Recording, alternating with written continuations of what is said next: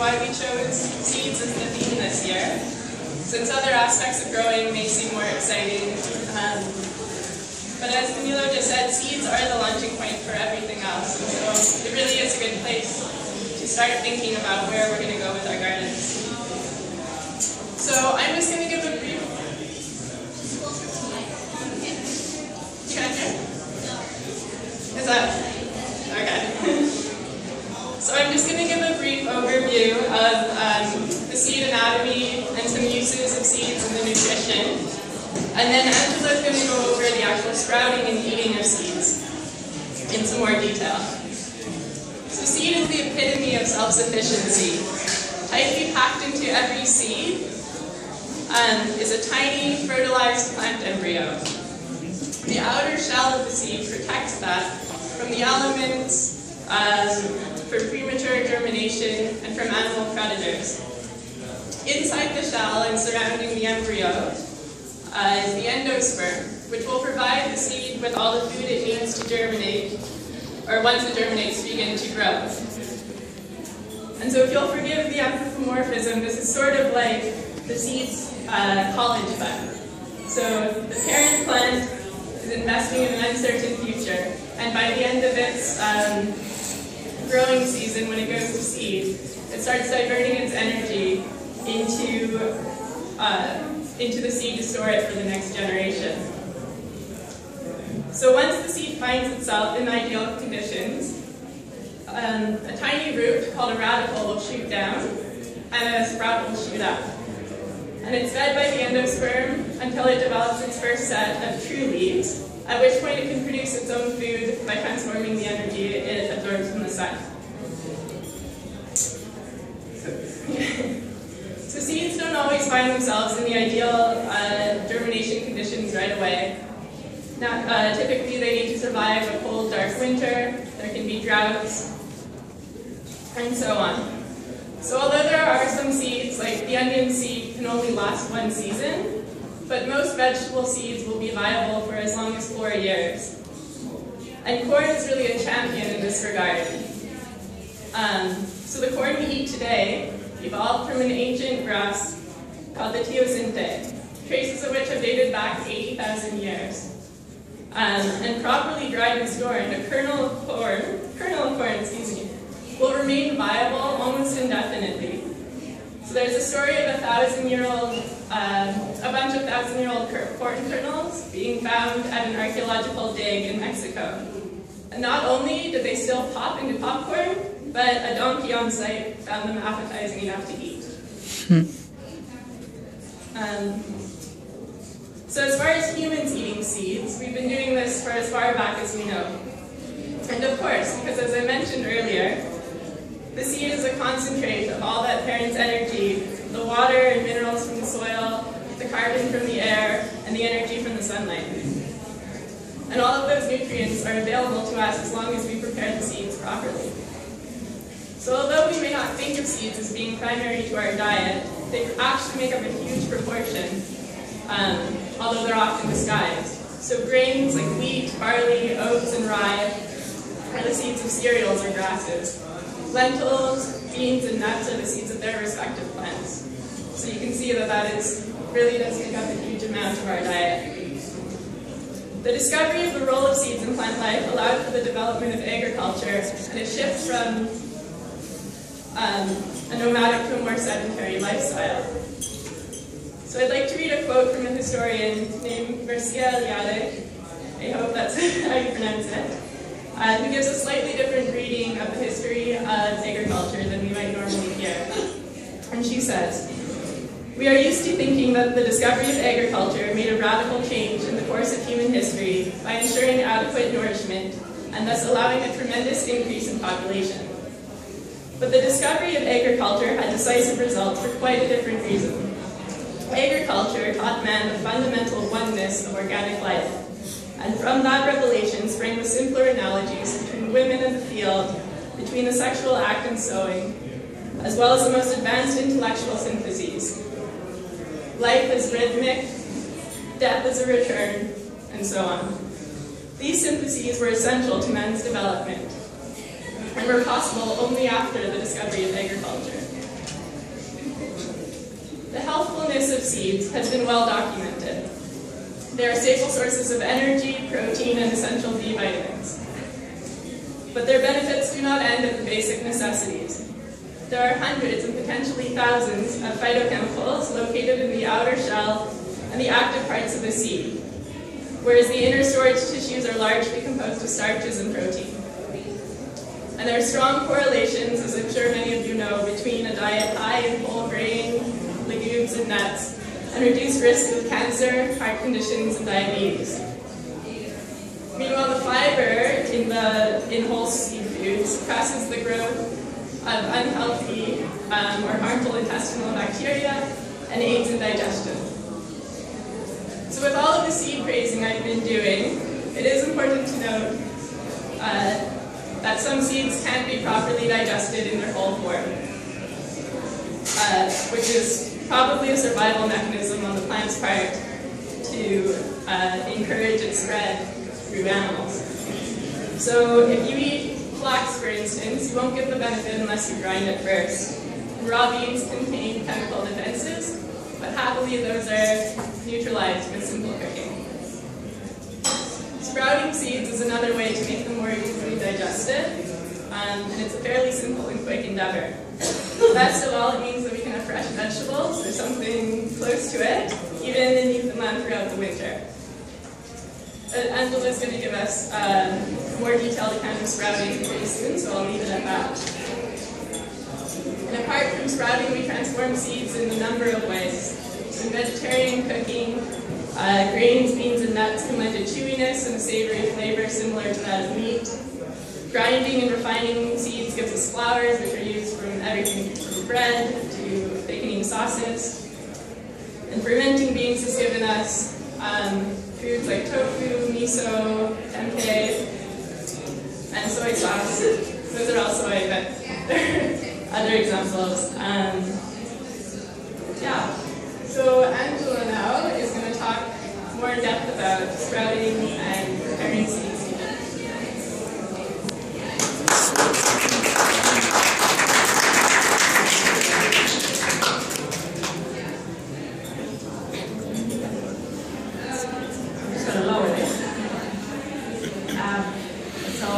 As Genevieve just said, sprouts are probably one of the most nutritious things you can eat. They're also very economical. A few seeds can go quite far with growing the volume that you need to eat. And there's any seed, any bean can be sprouted. So a seed is the life force of the future life of a plant. When it initially starts to grow as a sprout, it's full of vitamins, minerals, all kinds of different good, healthy, nutritional benefits. So sprouting is something, we've got a lot of sprouts here today, different kinds that hopefully you'll sample with your lunch. It's a really easy thing to do. I'm just going to talk you through it, but we do have handouts at the seed table down at the back for why to sprout, how to sprout, tables that tell you the different kinds of beans and peas and seeds and things that you can sprout, and the nuances between each of them. So the simplest way to start sprouting, and it may seem a little intimidating for anybody who hasn't tried it before, but it's really quite simple. You need a glass jar, and I'm giving you the easiest way. There's lots of more advanced contraptions you can use, but a glass jar with a little bit of mesh over the top and an elastic band is really all you would need to start sprouting. We've got a couple of starter packs that we're going to give out here now today. So you would soak your seeds first for anywhere from 3 to 24 hours, and again the chart at the back will indicate how long. What I find is it doesn't really matter. Any amount of time, just give them a soak overnight, they'll be fine. After that you need to drain them, and that's where the mesh comes in. So if you put the mesh over the top of the jar, pour off the soap water and rinse them, then you just leave them to dry. And over the next few days, if you do that twice a day, then it gives them enough moisture to let them grow, but it also gives them enough time to dry out and actually grow. And after a few days, and some sprout in 2 days, some may take up to a week. But after that, you can eat them. And I'm going to talk a little bit more now about the different ways of eating sprouts and seeds, because a lot of seeds now, they're edible without having to sprout them. And I'm going to go through some of the ones that are possibly not as common as ones that you're probably used to. So I expect everybody is familiar with sunflower seeds, for example. They've been a snack in mainstream for a long, long time. I'm going to go through some of the other ones now to maybe introduce you to ones that are getting a lot more press lately from a nutritional perspective. So one of the first ones I'm going to mention is flax seeds. Genevieve mentioned them. So they're a little tiny brown seed. We've got different pictures of seeds spinning here in the background. And flax can be ground or made into oil. A lot of seeds can be made into oil. You'll find now in supermarkets all kinds of different oils made from seeds, and they're usually really good for you. And the different seeds have different properties and different nutritional benefits. So flax oil, I'm sure everyone's familiar with. Any kind of oil can be used as a salad dressing, or you can mix it in things. Generally, you wouldn't heat oils to too hot a temperature, but it's nice to add them after if you're cooking. Flax has a lot of fiber, so you can grind the seeds and sprinkle them on your cereal or put them in on salad, or it can also be used for a replacement in some recipes for flour. Right? Another use of ground flax seeds is as an egg replacement. So if you have 1 tablespoon of ground flax seeds, 3 tablespoons of water, after a few minutes it gels together, and you can use that as an alternative to eggs for anyone who is looking for that kind of alternative. Another thing you can do with flax oil is mix it with butter. So if you're wanting to eat butter, but maybe less of it, if you let it come to room temperature so it's soft, you can mix it half and half with some flax oil, and then it can stay as more of a spreadable, healthier alternative to straight up butter. Another seed that's been getting a lot of press over the last few years is hemp seed. And the hemp plant is just the most amazing plant. It grows without pesticides, it grows really fast, it can be made into cloth and rope and seeds and oil. It's the coolest, most versatile plant. But it does have, in some places, the negative connotation that it's related to the marijuana plant. But it doesn't have any of the properties of that. It's really a nutritional powerhouse. And they're very tasty, and they're little tiny seeds that are crunchy and nutty, and you can make milk out of them, right?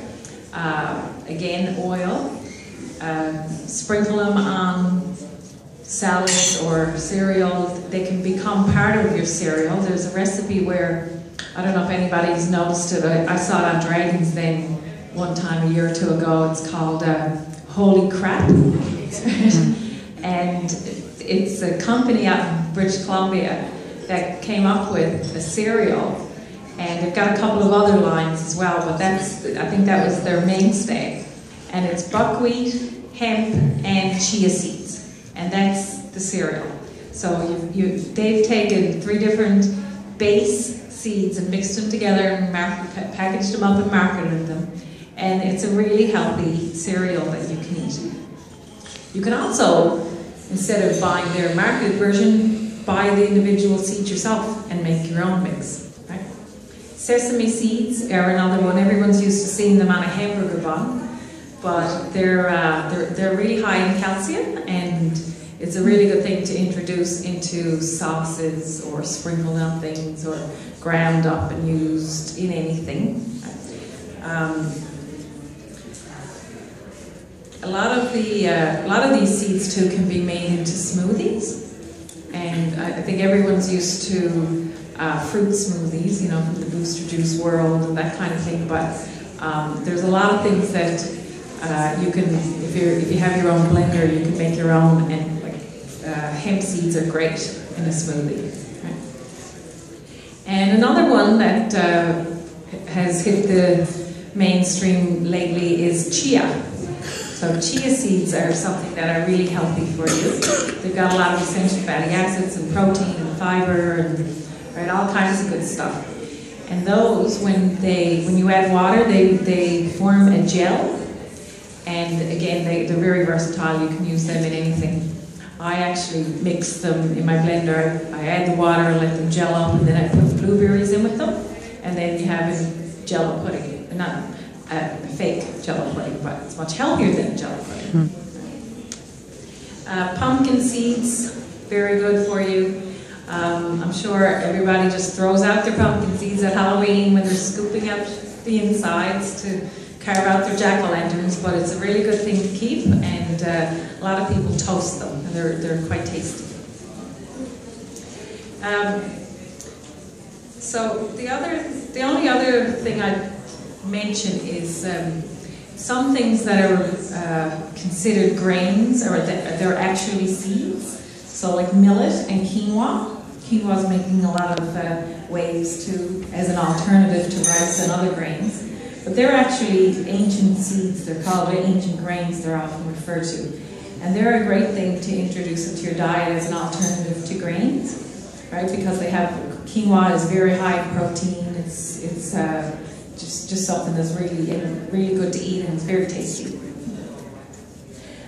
So there's baking, there's salads, there's oils, right? So there's all kinds of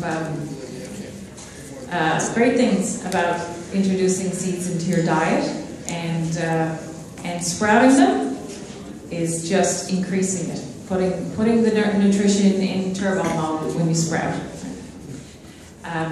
So I hope you all enjoy our lunch. We've got a seed-related lunch. Not everything is seeds, but there's dips over there made out of sprouted sunflower seeds and hemp seeds, and there's, you know, we've got a quinoa dish, and there's quinoa cookies. So there's all kinds of samples of the things that you can make with seeds. So I think that's about it. We've been rolling through the different seeds here, and I can just quickly, as they're floating by, tell you what the kinds are. These ones are pumpkin and sunflower. This one is cardamom, which is used in a lot of Indian dishes. This is the maple. Those are hemp seeds with hemp milk in the background. That's a tabbouleh dish. It's often made from quinoa. That's a chana masala. This is a poppy seed. That's another one you're used to seeing, poppy seeds. Za'atar. And we have some of that as a sample for lunch, the za'atar. This is the technical side of the seed, which is pretty much a miracle, how these things, how they grow and produce life. And all our life is based on a seed. And this is how they spread. So seeds have quite a large geographical area of getting around. So if there's any questions, we actually have some little starter sprouting packs that we can give out. Anybody want to ask a question? Oh yes. Oh. I've tried sprouting quinoa and it goes moldy every time I try. Is it a harder one to sprout or the question was, is quinoa hard to sprout? And I haven't had any trouble sprouting quinoa. I expect it's an air circulation thing. I have had that happen to me with other kinds of sprouts. Like I find the smaller the seed, the more air it needs, so it doesn't go moldy. And quinoa is a pretty small seed, right? something that you can make out of sprouted quinoa if you ever do get it sprouted, is a raw version of tabbouleh with the parsley. That's a good recipe. Okay, Dorian? I find the same thing sometimes with chickpeas. I've tried to sprout them. I don't know if sometimes I think maybe I'm eating them too long. Is it sufficient when they're just started to sprout, or should they get more of a tail on them? Chickpeas I haven't always had trouble sprouting, and I think you, Genevieve, as well. Yeah, I have no trouble too, but Dan Ficken, who has a table just when you come in, has a chickpea plant that he started recently, that he planted after he sprouted some. And he told us that the secret is to use a colander or like a salad strainer, because they're bigger, so you won't have your salad dryer or whatever for a week, but it sounds like you're more likely to have chickpea sprouts that succeed.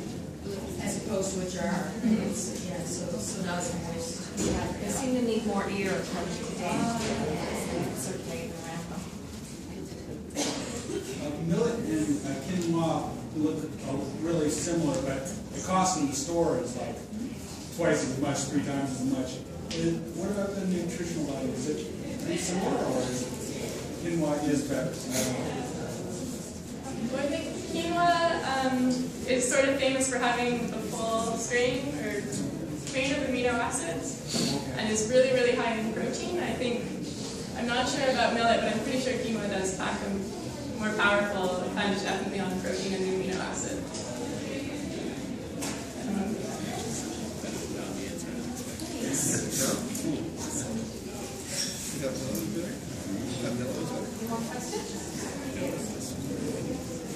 The mesh that you use, is that just like from a hardware store, or is that just It's a roll of screen door. Replacement. I heard that if you try to sprout some things, if you're older, they won't sprout. But you kind of, is that true? Yeah, that goes back to the seed viability. So some seeds are able to last longer before germination. Like corn was my example of that can last, if it's stored properly, almost forever. And other ones eventually just won't be able to germinate and sort of die. Do people ever sprout poppy seeds? Sorry? Poppy seeds? Is that, I haven't tried. Are you allowed to do that?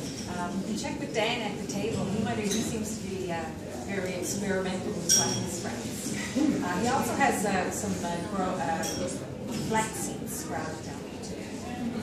I think poppy might be like flax. Yeah, it's very tiny seeds right down there. So I'm sure they would if you did it properly, but I haven't tried.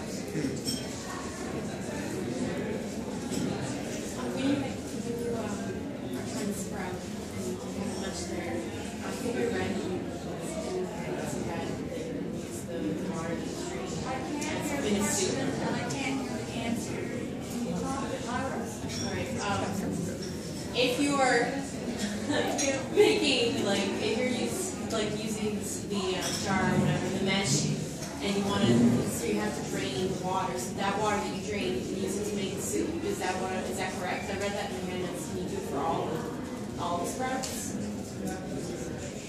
I had never heard that. Okay, so I maybe I misunderstood, but I read it in the handouts from. I use my seed water to water houseplants, so they get a bit of extra nutrition from that, but I've never used it in a soup, but I can't imagine that it would be bad. There's nothing bad that's coming out. Oh, okay.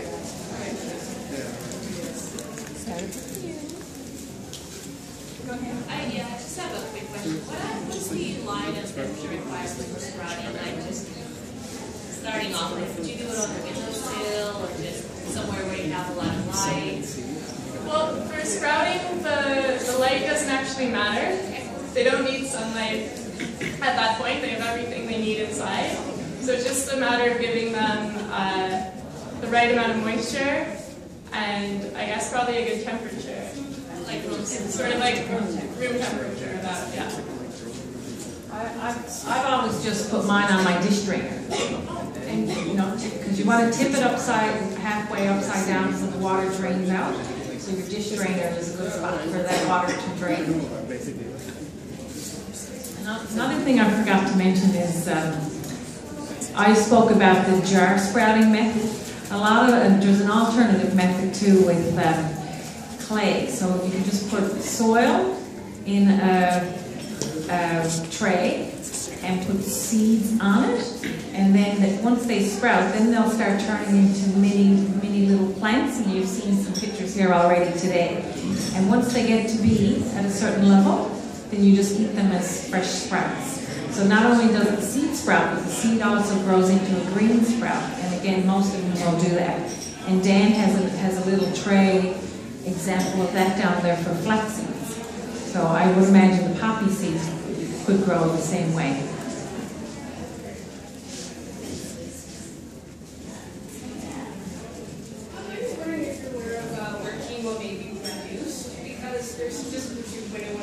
Is that quinoa used to be a staple food in Bolivia, and with gentrification of the food system and the fact that we've adopted, consumption of the seed has caused major food crisis in Bolivia for the poor people because prices have more than tripled. So I don't know if Canada is at all producing quinoa. Have any knowledge of that? I do agree that it's a problem. As far as I know, we're not producing in Canada. I know there's a group in England pushing to start producing at home. Do you know? Spearville Farms, in Nova Scotia, New Brunswick. They grow quinoa. Yeah. Spearville Farms. It's only something I found out recently, so I haven't had the opportunity to research and try and find a more local source. Yeah, they're not the only ones actually. There are other small farms in Canada because it does grow really well in our conditions. Okay. Yeah. Okay, well, I guess we'll ask Sarah Ferber to come up now and introduce her film. We've got a little short film to show you now just before lunch, and it looks like lunch is starting to come out. So we'll let Sarah introduce her film, and I think there's actually a series of films. This is Sarah Ferber.